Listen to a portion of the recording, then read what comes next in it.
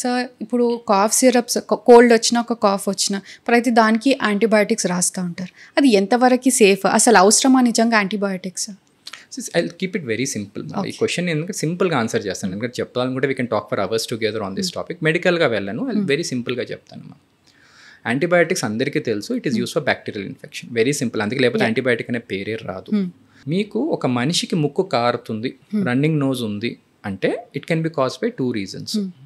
One is viral infection, అంటే ఏదైనా virus మన ముక్కులోకి ఎంటర్ అయినప్పుడు వాపు వచ్చినప్పుడు ఆబ్వియస్గా రన్నింగ్ నోజు, తుమ్ములు, ముక్కు ఎర్రగా అవ్వటము, దాంతో ముక్కు దిబ్బడి ఇవన్నీ వచ్చేస్తాయి. ఫాస్ట్గా వస్తే ఒక 5-7 days 10 days తర్వాత అవి తగ్గిపోతాయి, natural process. Second, running nose రావడానికి కారణం ఎలర్జీస్. అంటే ఏదైనా పడని వస్తువు మన ముక్కులోకి పోతే, అంటే ఆ మనిషికి ఆ వస్తువు పడదు. ఇప్పుడు నాకు సిగరెట్ స్మోక్ పడదు, అగరబత్తి పడదు, నాకు అది ముక్కులో పోగానే నాకు తుమ్ములు వస్తాయి, ముక్కు కారుతూ ఉంటుంది.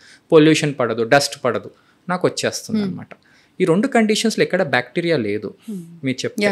These are the only 2 conditions where a person will have running nose. ఇది చాలా సింపుల్గా చెప్తున్నాను. ఓన్లీ 2, ఇంకే థర్డ్ కండిషన్ అనేది లేదు అసలు మీకు ఎక్కడ రన్నింగ్ నోస్ వచ్చేది. అంటే either you have allergic or you have these conditions. ఇప్పుడు ఏదో మీరు కారం వస్తువు తిన్నారు, ముక్కు కారుతుంది, మీరు ఏడుస్తున్నారు, ముక్కు కారుతుంది, నీ కోపం వస్తుంది, ముక్కు కారుతుంది. These are other reasons. Understood? Okay, so these are the only reasons why will have a running nose. ఏ బ్యాక్టీరియా వల్ల మనిషికి ప్రపంచంలో రన్నింగ్ నోజ్ అనేది రాదు. ఇది చాలా సింపుల్. సో మీరు వాడాలన్నా వద్దా యాంటీబయాటిక్ అనే దానికి పేరెంట్స్కి 2 టిప్లు ఇస్తాను. నాట్ డిస్క్రైబ్ ఎంటైర్ మెడిసిన్ చెప్పను, 2 ఈజీగా చెప్తాను. You can avoid maximum antibiotic usage. మీ పిల్లలకు రన్నింగ్ నోజ్ ఉంది అంటే యాంటీబయాటిక్ వాడకండి, డాక్టర్ రాసినా వాడకండి. It doesn't work. They have to prove. చాలా కండిషన్స్ మీట్ అవ్వాలి. రన్నింగ్ నోజ్ ఉంది అంటే doctor has, they are lot of conditions has to meet before they write an antibiotic, right?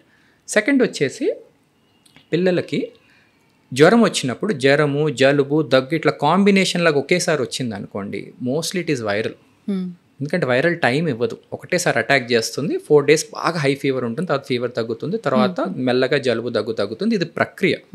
So wait for at least 3 days, 3 రోజులు ఆగండి.